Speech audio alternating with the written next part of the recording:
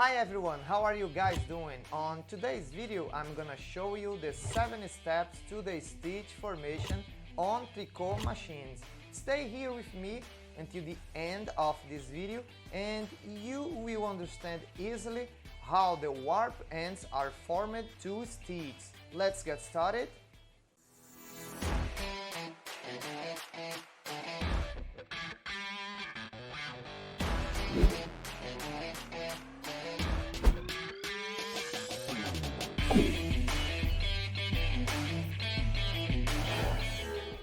Now let's understand in 7 steps how the stitch is formed. The interaction and timing between the knitting elements are perfect. As a result, the warp ends are formed to stitch. The guide needle, the compound sinkers, the tongs and the needles work together to make stitches perfectly. Let's see the first step. Pay attention on the picture with me. At the beginning, the compound needles and the tongs are at the lowest position. In the needle's head, one loop is already placed. The guide bar with the guide needles is making the underlap movement, and the sinker keeps the knitted fabric hold to its throat. Now let's see the second step. Pay attention on the picture with me.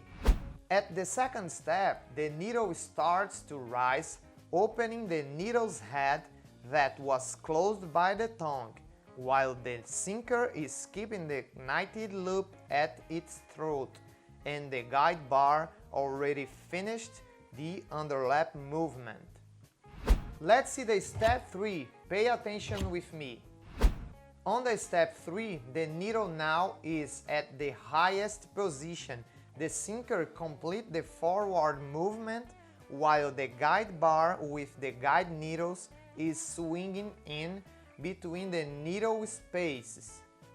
Now let's see the step 4. Pay attention on the picture with me.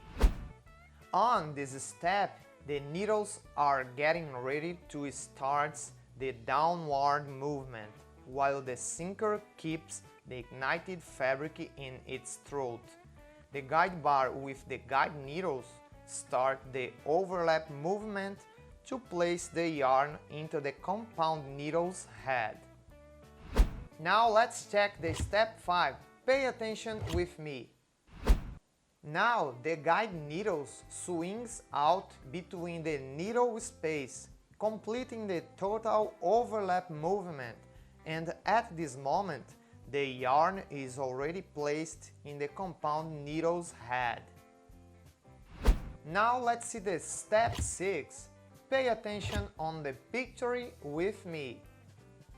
At this step, the needle continues finishing the downward movement, while the tongue is closing its head. The sinker is returning to the first position to give the knitted loop the possibility to slip inside the already formed stitch. This is the casting off. Now let's finish with the step 7. Pay attention with me. To finish, the sinker returned to the first position. The tongue finished the closing movement, permitting the insertion of a new loop. The inserted yarn has become the new knitted loop. All knitting elements are getting ready to start the knitting motions again. That was the 7 steps to the stitch formation. Now let's see an animation that simulates all the knitting motions described here. Hope you like it.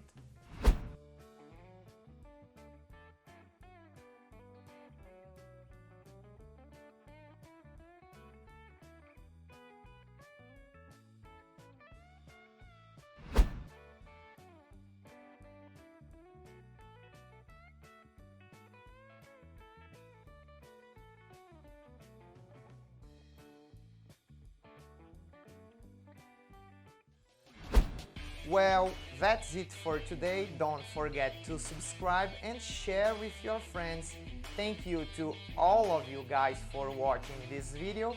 I really love making this and I hope to see you again here.